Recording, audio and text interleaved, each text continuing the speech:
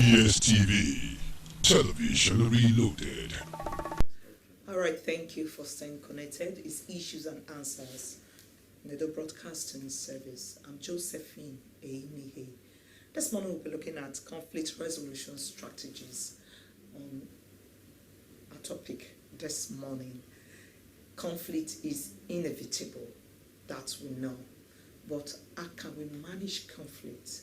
What are the process of managing conflict in order to foster it from snowballing into full-blown war like what we are having right now in Ukraine and Russia? So that's what we're going to be looking at. Apart from the world space, we still have a lot of conflicts around us. We have land grabbers, we have pockets of conflicts, even in our workspace, in the market space, whatever space we find ourselves. So how do we manage conflict so that it will not degenerate to where we start bringing our guns and machete to fight one another? That's what we'll be looking at this morning on conflict resolution strategies. Are there strategies that are needed to ensure that conflicts are maintained? What can we do to ensure that, is it possible that we don't even have conflict at all? Is it possible? So this is what we're looking at this morning, and we have some gentlemen and women and a special lady with us. We'll be looking at conflict resolution strategies this morning on Issues and Answers. And we have Wisdom Ada, a public affairs analyst. Thank you this morning for coming. Good morning. Thank you for having me. Ewe Osifo is into security affairs and also a member of Edo State Drug Control Committee. I always want to say God. All right, thank you, Ewe Osifo, for coming this morning. And we have Barrister Agatha Osieke, Executive Director, Women, Youth and Children Advancement Program, and she's also Coordinator, WANEP, Nigeria. You're welcome, ma'am. Thank you, sis. Good morning, viewers. Okay. All right, let me go to the coordinator, WANEP. It's all about peace building also. When we talk about conflict resolution strategies, what do we mean by that? Yeah, I will start by saying, before asking me the strategies, we need to know what is conflict. Go ahead, please. According to the Latin people, that word was derived from conflictus, meaning to strike. And then the Chinese, for whatever reasons, they gave it this definition: opportunity for progress. Now you now see this definition coming from two sides. This one seeing it as an opportunity to improve, for progress. When there is conflict. When there is conflict. And this one seeing it as two striking, two fighting, or whatever. Now, in conflict, some persons suffer and loses, some persons gains. So you now discover that when you want to look at conflict holistically, there are two dimensions to it. There are people who are there fueling the conflict so that they can make gain. That's when you want to look at it from the definition of the Chinese. And we have all seen where China is today in terms of development. And for though it's a Latin, the Latin definition to me is aligned to Africa. Because the moment you mention conflict, what comes to the mind of a black man? Destruction, fight, war. And in furtherance, you can, as well say, conflict does not just happen between two persons, two communities, or two countries. There is internal conflict. And this internal conflict or personal conflict is what has, degenerated to the full-blown conflict that we are seeing today. Because when when you look at probably your needs are not met by you or by any other person, you are at war with yourself. And what are the reasons or what are the causes of conflict? There is this psychological dimension that I just tried to explain now. There is the issue of resources. And by the time you put all these things together, it affects the whole society. And how does resources, bring about conflict? As a citizen, we expect that our leaders, our political leaders, or our religious leaders should be able to, ensure that whatever resources we have, we all benefit from it. But when you look at it, it is not so. That can bring about conflict, especially like we are having in the Niger Delta. And this too is applicable to our homes, individual homes. Because when you don't have enough resources to cater for your family, it brings about conflict. Some persons are aggrieved because they feel neglected. And if you keep on explaining these things, you now discover that, like you rightly said in your opening speech, there is no way we can totally avoid conflict. Probably I'm going too far for this moment. You now see the number of, psychological trauma patients we have on our streets today. This is as a result of conflict. We are talking about moral decadence in our society today. That is because the resources are not being managed well. Okay, thank you for that expository thoughts on conflict. I will stay with you. Yeah. Now talking about the strategies, we now know conflict, the meaning and the various ways one can have conflicting thoughts and whatever. When we talk, what do we mean by the conflict resolution strategies? Yes, when you talk about the strategies, after knowing, the kind of conflict you have, now you want to look at what can I do to douse this conflict. You can choose, to walk away. You can choose not to discuss this conflict. Probably that is your own way of, ensuring that there is peace. You try to avoidance. But we have come to understand that this strategy, it takes the strong mind, strong-willed person to adopt the strategy of avoidance. Because on the long run, you can begin to bear and swallow, but the other party does not understand that you are trying to avoid conflict. They might see it as weakness. So as human or as a community or as a country, a time will come that you will not explode. I have beared for too long. Like what is happening in Russia and Ukraine. And Ukraine now. All right. You can decide to compromise. Let me just allow this issue.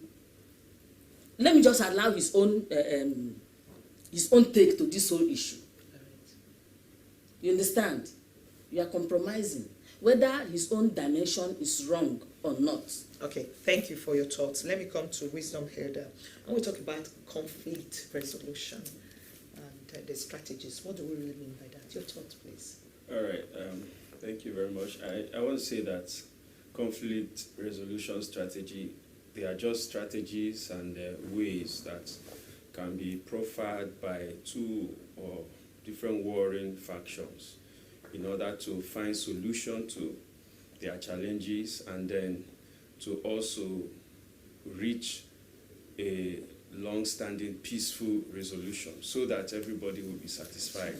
It can also involve strategies to recompense those who have actually been hurt, or those who have actually lost anything, like what is going on, like you said. I think at the end of this war that is going on in Ukraine, there will be negotiations. There's already ongoing negotiations, and there will be reparation even to Ukraine. All those damages will definitely be compensated. I think, so conflict here is something that we have to understand is a norm. The challenge we're having is that the way most people handle conflict actually is different from how other people handle it. And that is because people have individual differences. Your individual perception makes your approach to conflict to be very, very different. And that is why in creating strategies for conflict resolution, you must identify with those perceptions, and you must be careful not to step on those perceptions by giving wrong impression, by giving your interest, displaying your interest from the beginning, or by siding a particular party from the beginning, or maybe trying to attack. So in conflict resolution strategy, one of the strategies is to always compliment people before actually x-raying the actual issues involved. After complimenting, then you begin to guide instead of trying to be a judge. So, and I see one of the mistakes that is ongoing currently is yes, they are using punitive measures. In conflict resolution, you don't engage in punitive measures. You don't engage in punitive measures. You guide people, and then you help people. You guide people and direct them towards how such things can be resolved, rather than engaging in punitive measures. Because the more you engage in punitive measures, the more you are escalating the tension, and the more you are escalating the crisis. And I will say why this conflict has gone to this extent is because the West kind of avoided the conflict. In conflict resolution, you don't avoid conflict. If you avoid conflict, you are preparing that conflict for a major breakdown, a major showdown. And when that showdown comes, is going to be an escalating situation, just like you have. But I appreciate the Chinese way of handling conflict. Chinese does not handle conflict the way the West handle conflict. That's the truth. The West might want to use media and so many other strategies to take up the conflict from the top, and then begin to maybe add political strategies to it, and then begin to do so many other things that will make things to linger, and then they will bring their own interest. But the Chinese go to the root of the issue. They go to the root of the issue. They want to escalate actually what actually started, or what actually caused the issue between these people and that, irrespective of maybe who is bombarding who, irrespective of how situation has escalated. They, first of all, in resolving it, they want to go to the root of the issue. So that's why they are still not placing any sanction yet. And the punitive measure, like I said, does not actually help to resolve conflict. There's something that's been going on in between Ukraine and Russia all this while, and that issue has not actually been addressed, and there was need for attention to be drawn. Not that I'm coming from the side of Russia, but I'm coming from the side of conflict resolution, which we are actually looking at. So there are strategies, like I said, even choosing a neutral location, which Russia has chosen. And I want to say something. I think the West, they are way ahead in terms of understanding the rudiments of some of these things. And they know actually. And I want to also say, some people might have misunderstood a party like Russia, and some people might have misunderstood Ukraine, but there is need to always have the complete information from both sides, the real deep truth from both sides, so that you can be able to address it properly. And that actually is also one of the strategy of conflict resolution. If you don't go into conflict resolution with proper information from both sides, you will actually mess up the activity. All right, before I go to Mr. Ewe Osifo, let me come back to Madam Wanep. Some people will wonder what is WANEP. WANEP is West African Network for Peace. Peace building. So that is WANEP. So she's into peace matters, and she's in the right place to talk to us. What leads to conflict? What are the things that lead to conflict? Because we're talking about the strategies right now. We're talking about ensuring that there is peace and synergy in what we do. What leads to conflict? I remember I mentioned one or two earlier. Resources. And how does resources lead to conflict?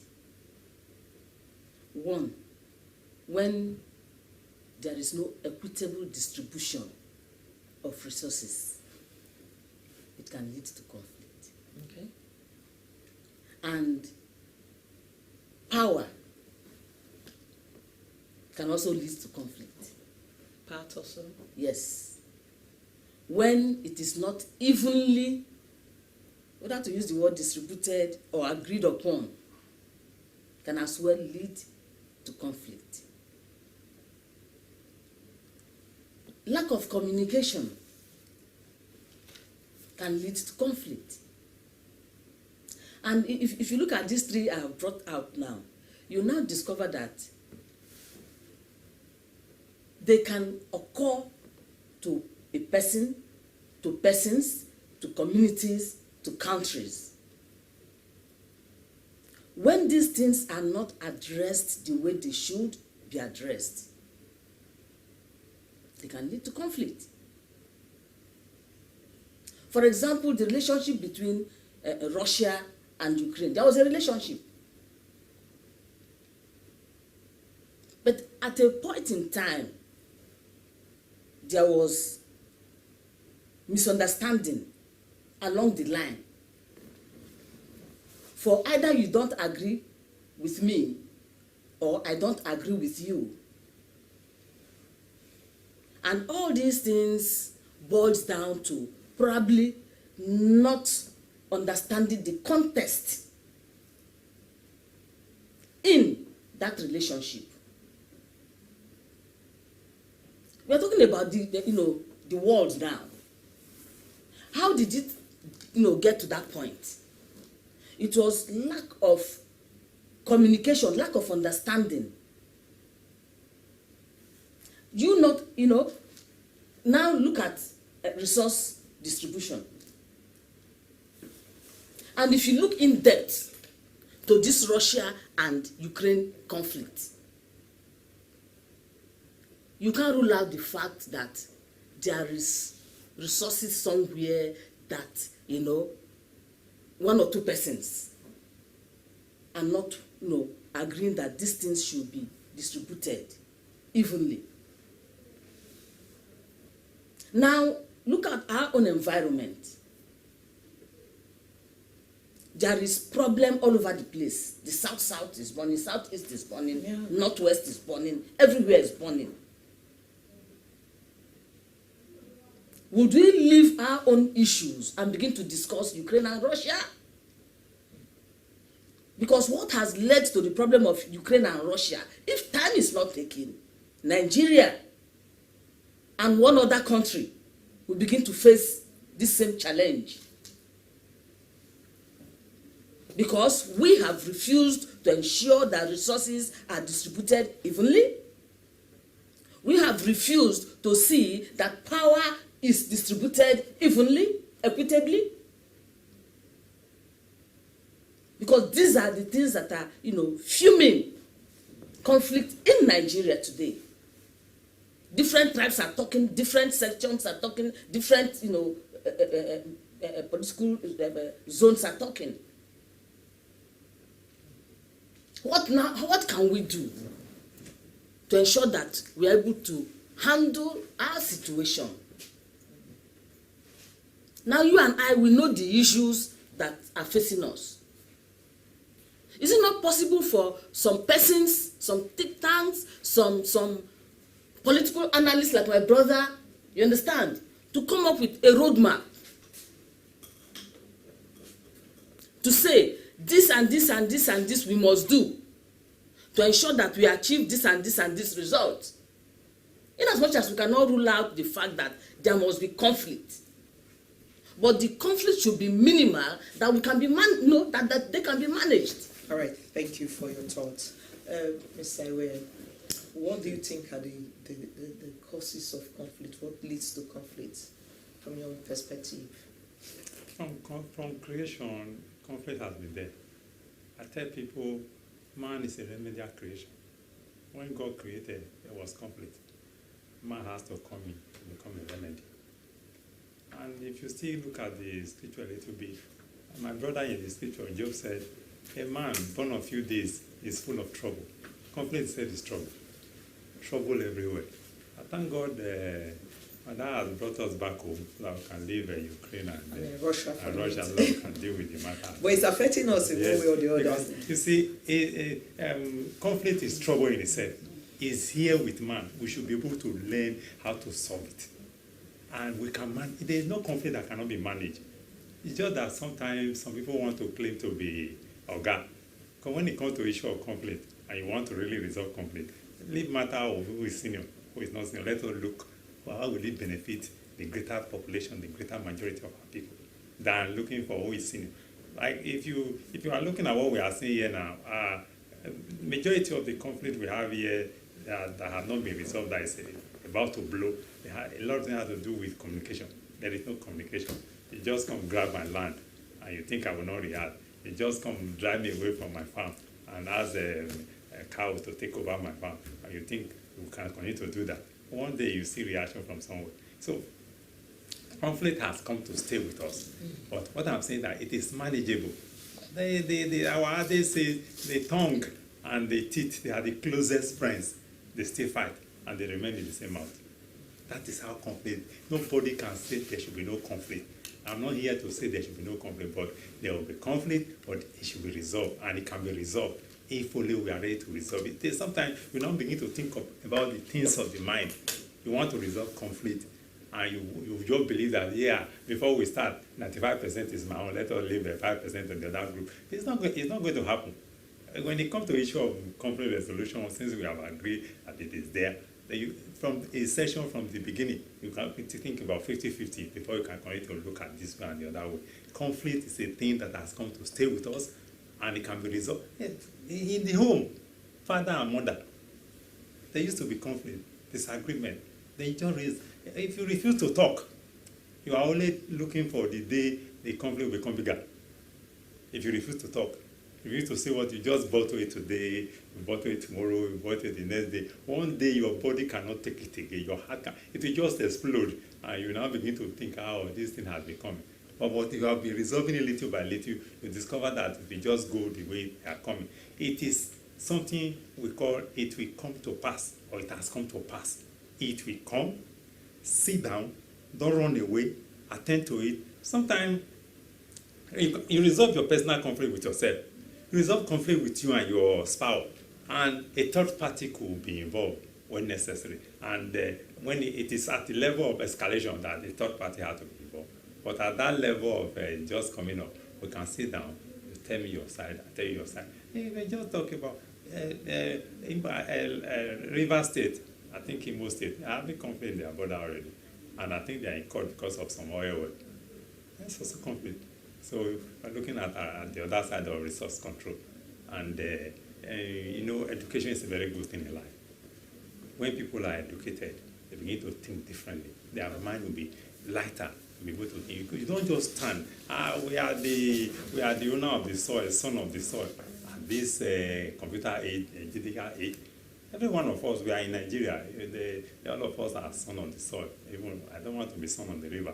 All of us, we are here in Nigeria. Nigeria belongs to all of us. So my son of the river, anyway. All right, thank you. Let me come to wisdom header. There are always signs for you see the signs, but most of us just do away with the signs. What are the signs can one look at? Well, there are so many signs.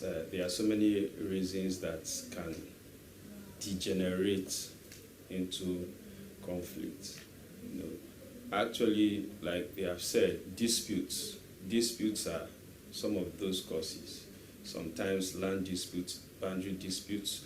Sometimes it could be someone's personal interest above every other person's interest. You know, sometimes it could be way of ideas, way of ideologies that might not be embraced by every other person, which one particular party might be very much, you know, accustomed with, and then he wants to override it on every other person. So there are various signs and traces, like some of these lack of inequality, lack of proper distribution of whatever is supposed to go to everyone, you know, and these are many of the signs. Like some challenges we're having in the country now. I think yesterday there was students were rioting, and the minister was there to attend to them, and someone asked a question to the minister, and he got angry and he left, you know. So these are some of the lack of understanding of the strategies in resolving the conflict. I think at that level, is either the minister is going to be ready to receive anything, or he sends his delegation who will be able to stand between him and then the student union, so that the challenge of whatever altercation that might be coming up from these young guys might not be seriously affecting himself, his personality. But he left, and then that was actually how the whole thing was stalled. So till now, students have not actually been attended to, and then we don't know what might become of them. We don't know if they are going to carry out another escalated riot and protest, and then we don't know if it will degenerate into something else. So when issues like these are not being attended to, or you treat truth, you see something that is pure white, and you want to give various definitions about it at the end of the day to make people believe that it's black, at the end you have actually created a room for conflict. And then there are ways of settlement which I have seen in Nigeria. Actually, the way people, communities are being settled, many times the settlement ends with a particular set of people. It doesn't go down to the grassroots. The other people do not know. It did not start, it started from there before it degenerated into what you have now as a National Assembly, overhead costs, maintenance allowance, and all the rest of them, constituency project allowance, and so on. So all these things, when somebody is representing you, but finally goes there to represent himself and his family, it will finally degenerate into conflict at the grassroots. People who you are supposed to be representing, they will come back and they will tell you that this person has really not represented us well, and they will give you a lot of things. And then when you are coming back to be re-elected by force, you will definitely jam a lot of conflicts, and that is actually so.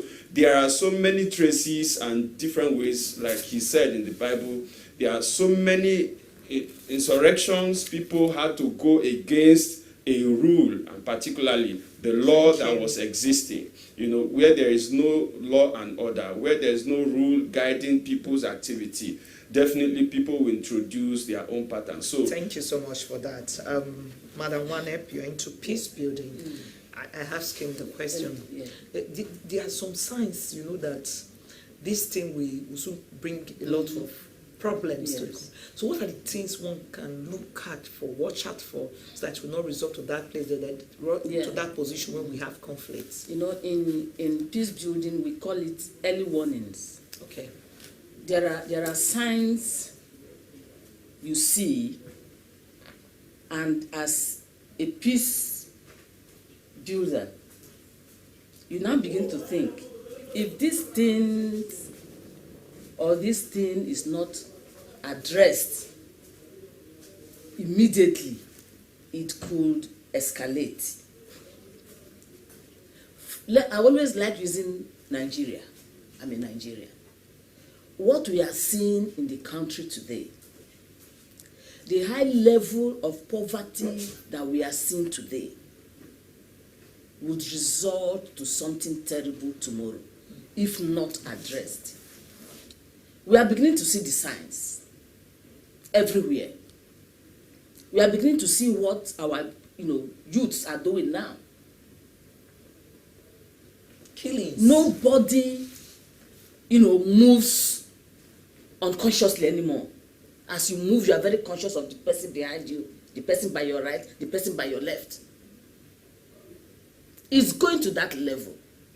And these are early warnings that were neglected years back. They are all, they have escalated, waiting for when the time bomb will explode. We all saw what happened during the EndSARS. The warnings were there. But the government, they just gave a deaf ear. And the Minister for Information will come and tell stories of what was never there until that EndSARS came up. And if you look at the number of youths that took part in that EndSARS, I would say maybe about 10% of the youths of this nation. Because if about 50% of Nigerian youths came out for that EndSARS, I don't think we'll be seated here. So early warnings, I mentioned earlier about the high number of mad people on our streets. It's something that came from somewhere sometime, affecting them now. So these ritual killings of 18 that is happening now, they are now beginning to discuss it in the upper chambers. But is that the way they should go about it? Because if we want to be sincere to ourselves, we should know the root cause of these things. Where you have 5 full-blown men, graduates in a family, no job. What do you want them to do? We are talking about our young girls going into prostitution, doing this, doing that. In as much as we are not applauding them, but something led to that. So we should watch out for those signs. We should watch out for every single sign we see. Even in our homes. We are talking to parents. A child, that you used to know that has this good behavior, and suddenly you are seeing this child changing somehow. It's your duty as a mother, as a father, to investigate. Neglecting early warnings. I was in one of the police stations about 2 weeks. And the pain I had was, it was a teacher or a headmistress that brought this case to the station. My question was to the father of that little girl now. If you are a good father, you would have noticed this thing and not the headmistress or teacher in the school. And that is, the kind of attitude and character we have in our nation, neglecting early warnings. Because if the father had noticed that character, he would have been able to nip it at the bud. All right, thank you for that. We do have a process of resolving conflict even in our old days before we have this scientific process. So, Ms. Tahewe Osifo, how can conflicts, what are the steps to take in resolving conflicts? Like I mentioned earlier, it's difficult to keep quiet. It's also difficult to bottle it up. It will escalate and cause greater problems. I think it will let us start from home. As Madam has said, let us be very, very observant. For example, if your spouse used to get up in the morning and say good morning, suddenly stop greeting, you're supposed to find out what happened. Why is it happening like this? Don't just keep quiet and walk away. No. The early warning, in fact, we are even gone beyond early warning now. I think we are in the second or third warning. killings everywhere, robbery. It's so much that, and they look at, and you see our people coming up to tell us lies. I know the social media blow a lot of things, but you see how people, something happen, crow, you witness, you are part of it. The next thing you hear or see in the television is somebody just telling you that it didn't happen, or telling you something else. You just look at Nigerians that are very, very intelligent and say we are Mugu. Our people are very, very intelligent. They understand. Even when you blink eye, they understand. And you are not telling them something else. Yeah, I think one of the greatest things we are facing is that mediocres are really ruling. And every other person, whether you're intelligent, you are a professor, you are working under the big foot of mediocres. So but it's your opinion anyway, it's not the opinion of others. So we should get that clear. God. We thank God. That is my opinion. I think like that. We thank God. So when there is conflict, I think even though the government had put in place a system, but this system are they really working? How many days, how many months does it take to bring a matter to the court and to postpone and adjournment? That's what you see. Problems everywhere. So what we do, the method that our people observe or we're using, we still have our traditional institutions. It's easier. If you want to take a matter, for example, in my community, you want to take a matter between a husband and wife to court, which is common. You know, if a husband and a wife, they take their matter to court in Nigeria, they become an enemy for life. But in the Western world, you are just trying to solve it. So you just have to look for a solution. There was, when I was in the school as a younger person, there was a little case that said Salmon versus Salmon. Papa and mama, father and parents, they just took themselves to court to resolve certain matter concerning their company. No house, you're just looking for the best way, but here, when matter comes out like that to resolve, it becomes enmity. Enmity is created. What happens is that when there is a matter from home, you take it to the traditional institution that is your place. For example, if I take my village, for example, if you have land issues, you bring it to the authority. They set to sit down, send people there to go and look at Not it. compromise with you. No. Because some of them are biased. Okay, I think Eda mentioned that some people, they already have vested interest somewhere. And what I mentioned when I started, if you are going to be in that institution of conflict resolution, you set your mind, just free your mind. There's nothing like, I like this side, I didn't like this side. I'll come to you. Are there skills required for conflict resolution? Yes. Please go ahead and tell us. There are skills. Then if you want to delve into conflict resolution, first of all, you must have the skill of understanding the issue. You must be able to understand the issues. You must not be biased. You must have that ability of not being biased. You must not be... That means you must be neutral. Yes, you have to be neutral. And you must not be carried away by the story, the story, around the conflict. You must not align yourself to any of the parties. You must have this empathy, okay? And you must have a sound, like I said earlier, communication skills. And when you are listening to the two parties, you must ensure that you understand their language. When I say language, not Yoruba, not Igbo, understand them from the angle they are coming from.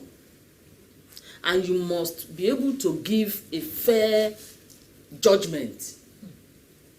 You understand? Because your aim is to ensure that at the end of that resolution, no party will be pointing finger at each other. And at the end, they will go home happy. So it should be a win-win thing. You understand? You must have this ability to ensure that both parties, even the person that will be on the wrong side at the end of the day, the person will still leave that place happy. So it takes a lot of skills to ensure that you two, that happens to be the mediator, you go back home having a good night rest. Because if at the end of the day, any of these skills never played out, there's no way you can go home happy yourself. So as a mediator, You must acquire these skills. There are institutions that can build your capacity to ensure that you have these skills. And there is nothing good as when both parties sees you on the street tomorrow, they say, good morning, sir, good morning, ma. Wow. Than not that you're a person. If you see judgment, It turns it upside down. So you must ensure you have these skills. All right, thank you so much. That means conflict resolution is not for mediocres. No. It's for people with sound mind. Wisdom Elder, I believe in as much we want to resolve conflicts, there are some strategies, best strategies in resolving it. So what are the best strategies or strategy one can use in resolving this issue, apart from what she just All right, yes, I have to say this.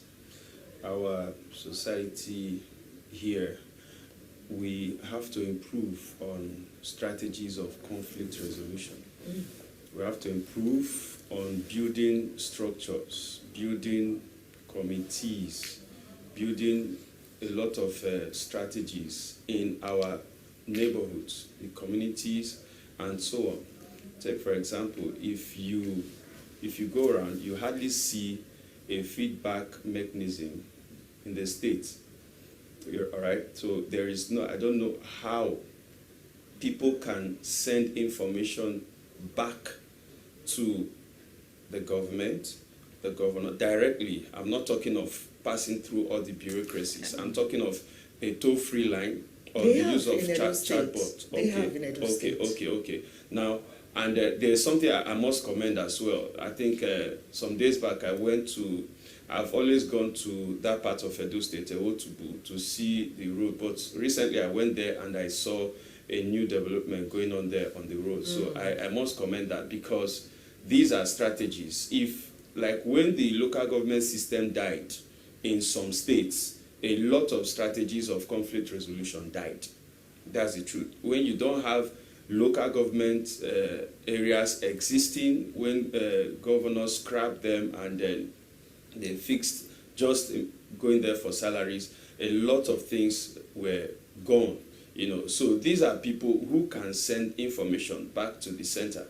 So there must be a proper information dissemination to the center, and there must be, in cases of, let's say there's maybe infighting, family challenge, there must be a particular section that can handle it, different from the section that can handle maybe an outbreak of violence within an area, and so on and so forth. Some of our police and all the rest of them, all these structures that are put in place, they should have several departments, and they should have their advertorials set out so that people can easily communicate through them and then get all these conflicts resolved at the beginning before it escalates. So if these things are not in place, if there's no proper feedback, and if there's no use of all these current and contemporary measures, both in the villages, to send information. I always hear them calling our radio station here, maybe something is happening in this particular community, and so on. Now, if it's not to radio station, can that call come to the government? Can that call come to the police? And then can there be an instant approach that will be given to that particular challenge? So the way of communication, first of all, must be approached, and institutions and structures must be set up, and then traditional rulers as well must be encouraged. They must be encouraged, and they must come for some strategic conflict resolution training, especially the contemporary aspect. These traditional rulers are also part of agencies. even church religious leaders also. Religious leaders, yes. So these people must come in, and then everyone must at least be part of making sure that some conflicts are resolved. There must not be this display of partiality. I've been into political activity whereby some people went to represent a given group of people. At the end of the day, they got what they wanted, but they came back and they told the people another thing, and that's what we keep hearing. So a lot of all these things can be addressed if we have proper way of passing information, because this is the age of information. All right, just briefly, just second, you want to say something? Yes, in addition to what he just said, at times I wonder, to become a leader, what is, at the back of their mind? I'm talking about leaders, both religious leaders and traditional leaders. At times, there are occasions where we had organized training for them on conflict resolution. And some of them will ask us, what are we going to gain at the end of? So you now see, they don't look beyond what they are going to gain. Nigerian factor. You understand? So I am thinking mindset has a lot of role to play in this whole exercise. All right. And that is why the training should go beyond just the religious leaders. Information, strategies of passing information should go to everybody. All right, thank like you. what we have in the West. Okay, thank you so much for looking at conflict resolution strategies. And like what Madam Agatha said, she said we should not concentrate on Ukraine and Russia. In as much the war will affect us in one way or the other, we should concentrate on what is going on around us, and we should nip every conflict at the bud. Barrister Agatha Osieke, Executive Director, Women, Youth, Children Advancement Program, and also coordinator of WANEP, West African Network for Peace Building. Thank you, ma'am, for coming. Thank We you appreciate so your much. thoughts. Wisdom Eda, a public affairs analyst. Thank you also for your Thank you. thoughts. I appreciate it. Okay, well, C4, also a public commentator and member Edo State Drug Control Committee. Thank you once again I'm so grateful. for your thought. That's the show this morning on Issues and Answers. My name remains Josephine Eimihe. Do have a good day ahead. Thank you.